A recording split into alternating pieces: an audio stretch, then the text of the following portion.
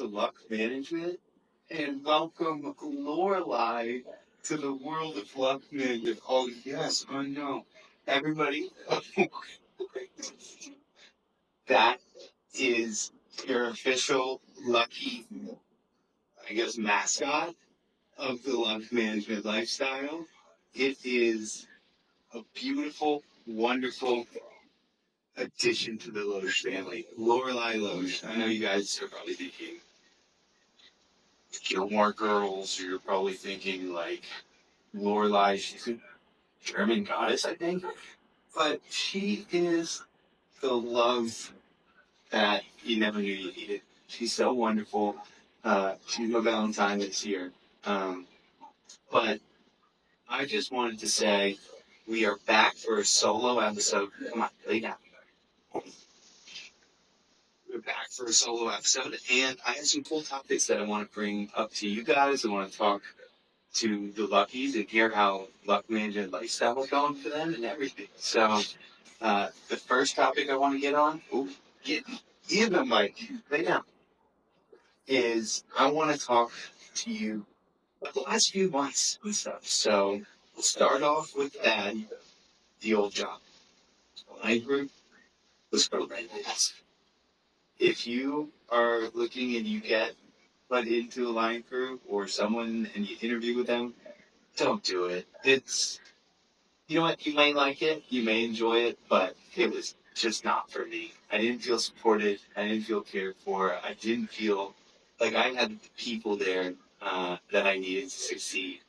It was a very weird environment of people having to step on top of each other to get to the next spot. And I guess that's just the way business works. I guess that's just the way some consulting works. But every single thing was conniving. Every single thing felt like you were competing. And I'm all for competition. I'm very competitive. Um, as I'll talk about later, like I want to win, as does everybody.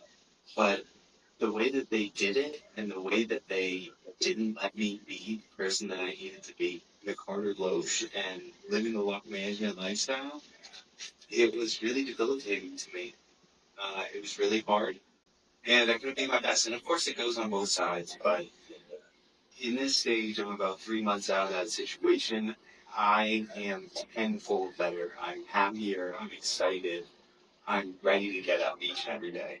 And by the way, I just want to say this on my forehead, that's because of Ash Wednesday. So if you're Catholic, you know what's up. Get your ashes. Got it today around lunchtime.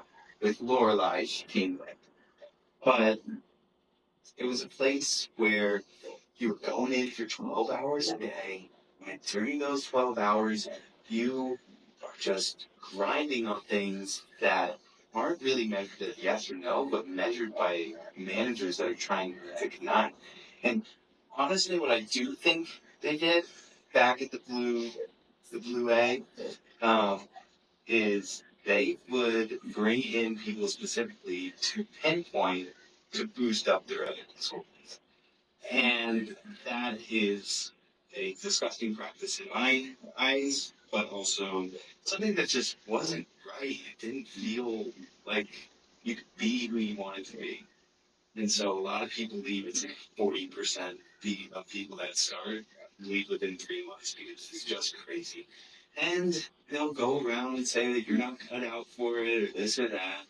Maybe I'm not. Maybe I wasn't. And thank God I wasn't because I wasn't able to be myself. I wasn't able to build what I wanted. I was so focused on the podcast every second I got out of it because I needed to escape. And I'm so thankful because we've grown this podcast to immeasurable heights, and I'm very proud of what we have here. Um, Luck Management is starting to grow and get to the masses, so I'm super thankful and I'm happy to have you here. Um, but that also leads me into my new job. So I work for Kaduna Workforce. I'm on business development sales team. I'm a skills advisor, if you can imagine. But this was one of the really cool things that I always wanted to be in sales. I've always thought about sales. Consulting is its own like version of sales in its own right. But I had never taken the opportunity of saying, hey, let's go do this. Let's go take that. And you know what? It's, you have to deal with a lot of failure once again, or you have to deal with a lot of issues, but you got to be able to get up each day and make a difference. And I think I've always been that way. You get knocked down 7 times, you get back up 8. And so I'm eternally grateful to be here. I'm coming up on little 2.5 months right now, and it's been going great. So I'm working for the manufacturing sector. I love the people that I work with. I got hired here, and I was able to work with some amazing people. My manager, Rachel, she is fantastic. She's really smart. She gives me uh, a lot of freedom, but also trust me to grow ideas and learn from the system. And she's a pro on that. She always comes in with really good pieces that I love to take with me. Um, then I would also say my manufacturing Sherpas team, they are awesome. So Alex Keene, Sean Dagley, Russ, Joe Satoff, everybody has been really, really wonderful. And I'm just thankful to have them. But what we do is skills management software. So we sell the software to these companies, healthcare, manufacturing, energy companies that need to track their skills competencies and understand their worker skills. They need to know, hey, we're on the shop floor, or hey, we're in a hospital. Who can fill in for this position? Who has the skills to get the job done when we need it and fast? So we are a software platform that essentially, I would say it takes over the world of Excel and paper-based tracking, which everybody my age and everyone who thinks younger than us is always digital. Everything's completely digital. But these companies are still going off paper. They're still writing mistakes. They're losing track of their stuff. It's pretty bad. And a lot of these manufacturing companies, they have these learning management systems, but a lot of that goes just towards your HR administration work. Like it goes to, hey, have you done this small training? It doesn't actually look at the operational skills that you have. And so what we act as is like a connector between all of that. So if you have Power BI, if you have Workday, if you have ticketing systems, it brings it all together and encapsulates all the data for you so that you can say, okay, this employee is completely competent. And it's an awesome program. I love the software. I've sat through a ton of different demos, working on making sure everybody comes in and has a meeting.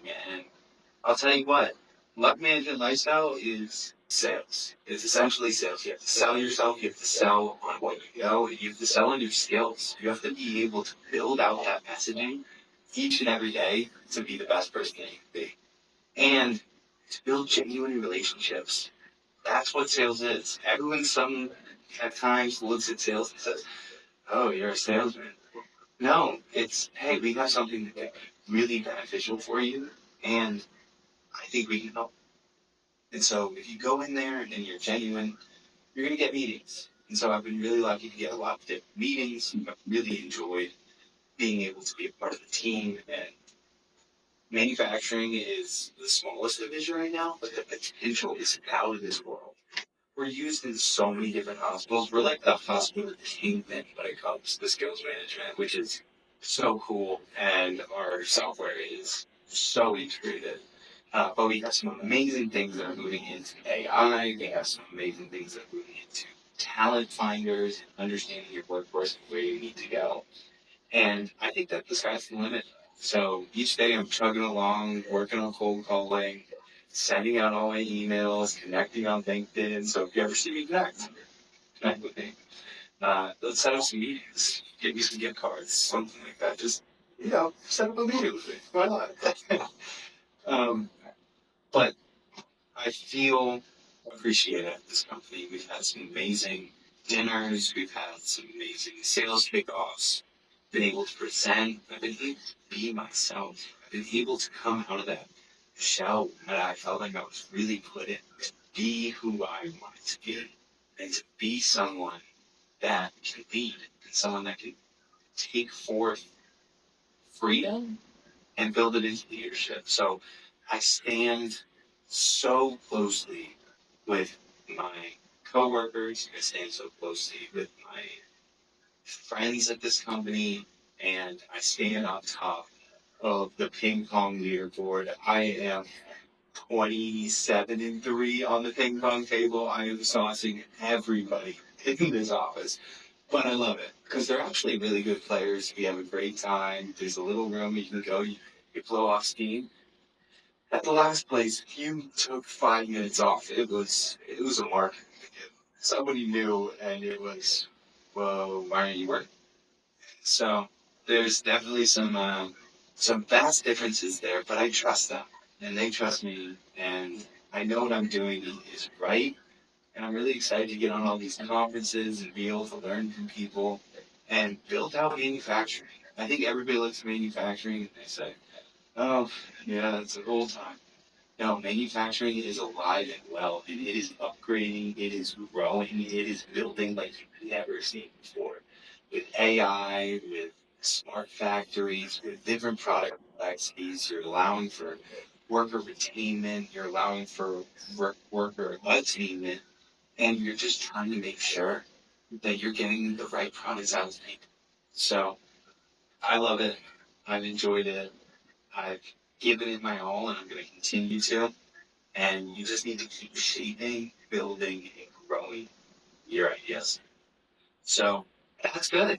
And realistically, the first few months that I lived in Houston, I really didn't enjoy it too much. I was living on my own for the first time, which was crazy. I was going to work for 14 hours a day, so I didn't have any time outside of work. And then just that compounding, being away from home was always so hard. So I'm now turning the corner in February. By the way, happy Valentine's Day. Uh, I like Houston.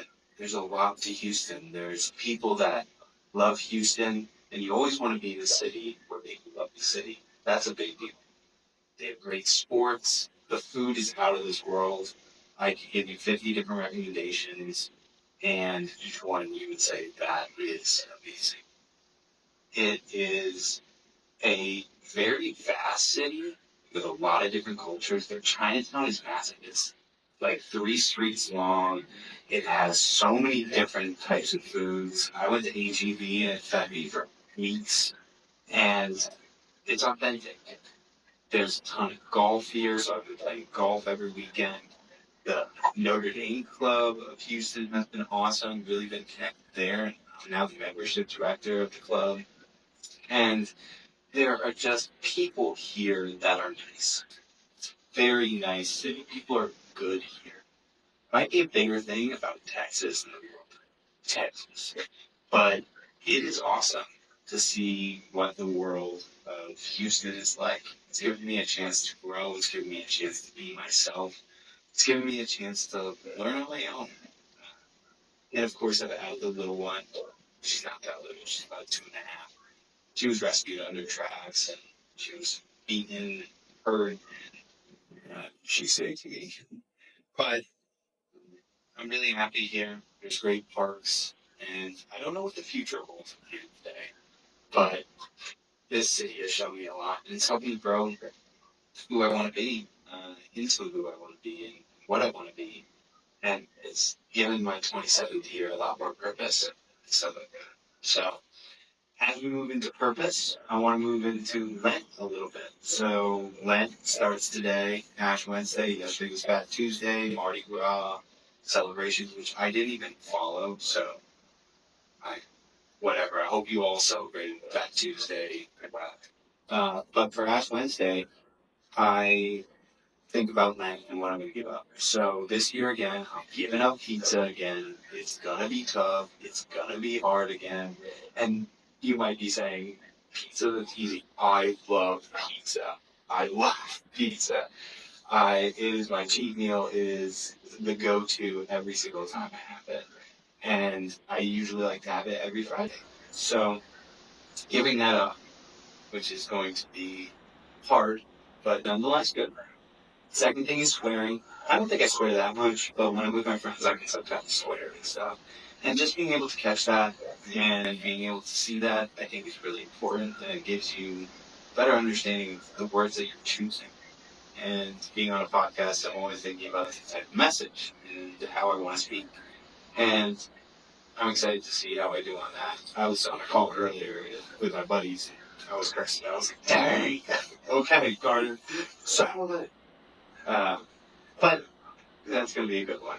And then also trying to do one good deed a day. Anybody you meet, anybody around, just trying to do a good deed and giving back to somebody. I think giving is the best thing that you can do. Giving allows you to feel fulfilled, but it also is helping somebody. So going to try and give. But if you could please let me know what you guys are thinking about doing for Lent. Uh, or even if you're not doing it, 40 days of luck. How about that? 40 days of luck. Do something, give up something. Maybe pray more, maybe eat less sweets, maybe do something like that. But I digress. I want to talk to you not just about these 40 days, but I want to talk to you a little bit about 2024 goals that I have. And 2024 goals have been well thought out. And there's a few different ones. Personally, there's a few ones that are for my business world background. And then there's a few for this podcast. So personally for me, I did dry January, and I want to say that it really did change my perspective on a lot of the drinking culture and stuff like that. My brother, he's in recovery, and it's a very tough subject for our family. We work with that, and we have to deal with that. There's addiction in so many different families, and I give you all the credit in the world if you're going through something, and be sure to go your family or go who you call your family and your friends and stuff. People want to help. But doing dry January, it was awesome. I could wake up on the weekends when I wanted to. 8 a.m. No shot, no issues, even though I don't get them. Whatever. But you could keep all your days. Everything was fine. And you just felt cleaner, you felt stronger, you felt better. And I really enjoyed that. And it gave me a lot of perspective, because sometimes you go out where you think about these things of you have to drink when you go out. I had a few non-alcoholic beers, and they were awesome. They were delicious. They were fun. I was actually able to be myself more, let loose, relax, and at the same time, it was kind of funny seeing everybody get drunk and stumble over themselves while you're the one who's chilling, while you're the one that can drive home, while you're the one that's responsible. And I guess that's me talking and getting old, but it just makes a huge difference. And I don't think that having a drink is bad. Not in the slightest. But just for me, it was awesome. It really gave me a cool perspective. Something that going through February, about halfway through February, I've had one or two beers, maybe a glass of wine, and that's it. And you get to build a habit because it's over 21 days. So you do it for 21 days or 22 days, so maybe a way to kill a habit. And being able to do that gave me the opportunity to be like, okay, it's not required me to go out this or that. Now, you can go out and you can have it, but it's just a different mindset. It's all about switching and rewiring your fucking brain, right? My brain wasn't working right there while I was saying the word. And being able to do that has just changed the perspective. And so I want to hear about a goal that you have for this year. So all you luckies, if you could put it in the comments or tweet me or even on Instagram, just let me know what are you doing for your 2024 goals. The second goal was 2 books a month. So I did 2 books last month, and I'm doing 2 books this month. I am behind on the first book right now, and I only have about 14 days, so I gotta pick it up, which I most definitely will. But it is one of those things where I just try to get to bed and read about 15 pages. That gives me time to get sleep. It gives me time to learn something. And a lot of the ideas and things that I bring up on the podcast comes from that. And it gives you like a little bit of a cheat code. You have a cheat code of being able to have the information that maybe someone else doesn't have, or you get to hear an experience that you can apply directly to your life. So that was something that I'm working on, and I'm going to continue it on, and I'd love to do more, but also I don't have time to do that, or I just don't want to at the end of the day. And then the good deeds. So that was something we started in January, but we're continuing it on. And so I want you all to let me know, what are your goals for 2024? What are you trying to do to make a difference for yourself, for the people around you? Do something big. If you don't set high goals, you won't reach them ever. But at least settle for shoot for the moon, settle for the stars. Whatever you want to do, just do something. And you're going to be surprised at how much you can do. I can't even believe I'm at 80 plus episodes of Luck Management. And I have come to see it's all about just putting in the work and having a goal and wanting to do it. And so that leads me into Luck Management for the future. So, Luck Management for the future. The next milestone is 100 episodes. And we already have episodes in the chamber at the ready. Got a few calls coming up this week and next week. And we've been on a hot streak. We've had some amazing athletes on, authors, administrators, people of the world doing good, making a difference. And so I am so excited to see where Luck Management grows from there, where we're going to be in a year from now. But I couldn't have done this without all of your support, with hundreds of people listening and watching these episodes. I can't do it. Like, thank you so much. You guys are my Valentines. All you luckies are my Valentines at the end of the day. You stayed with me, you follow, you liked photos, and I'm just super thankful. And I mean, CharmND has been a huge sponsor on this podcast. It's given me the opportunity to pay for getting materials, recording more, coming up with different ideas. That's made a massive difference. And I really do hope that you come away with something important or something that you can use. That's why I do this. That's why I do this for y'all. I do it for me too. It's not just for you guys, but I do it for me because we get to make these relationships, build these moments with people that I never thought I could have in my entire life. And so I'm so thankful for all of you. And all I can ask from that is to please share it with somebody. It doesn't have to be a Notre Dame person. It doesn't have to be somebody that, what's Luck Management? It's for everyone. This is for everyone at the end of the day.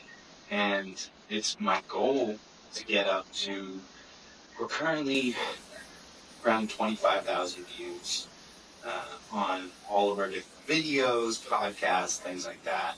I'm hoping to get to 100,000 by the end of 2024, scaling it up. And the ultimate goal at the end of the day is that we have CharmND. CharmND is the life and bloodline of my whole podcast, and they help pay for a lot of things, and it's an ode to Notre Dame, to my love for Notre Dame's appreciation. But I hope to honestly build out a couple more brands, whether that be Luck Management when it comes to apparel, some sort of apparel. So if you would want a shirt, if you would want a hat, if you texted me or chatted me or talked to me on Instagram, I would love to be able to come up with something. I need help. So if you can help me, if you can think of something or you see some sort of connection with Luck Management that works, let's build that out. Let's build a connection for luck management, but also for all the luckies out there. It just makes a huge difference. So I need all those ideas. I need your help. And if the only help you can give is watching or listening, that's totally fine too. But just wanted to let you know. And that leads into sponsors. If you know anybody or you know someone at Notre Dame or a company that might be interested in sponsoring, have at it. Even if there's something that you want me to promote, I want to have a shout out each week, as I do on the podcast. So anybody you want me to shout out on these solo episodes, the things that we do, I'll give a big shout out. I'll say hello, whatever you want to write down, I'll speak to it. So let me know, and I think that gives us an opportunity to grow together. And honestly, too, if you listen and you want to come on the podcast, please, I want you on the podcast. I want every single person that I can get on the podcast. It gives me the opportunity to learn about you, and you get to learn about me, and we're able to build something. This is the way that I started this was I wanted to build out a time capsule of this moment in this world that hopefully one day my kids can look at and listen and watch and know what I was doing, what I was going through, and take advice from people that are much older, much younger, take advice from people that lived a completely different life. It doesn't mean it's going to be your decision, but it's something that you can take with you that'll change you, allow you to grow. And so, if there's anybody that you think that would be good on the podcast, please let me know. I want you on. Let's do it. I think that would be amazing. So, yeah. So, if you have any sponsors, let me know. Last thing, I'll give you a little look at Lorelei again. Hi, Lorelei. Oh, you're sweetie. All right. And you can find us on Apple, Spotify, YouTube, Twitter, anywhere. And as always, keep living the luck management lifestyle.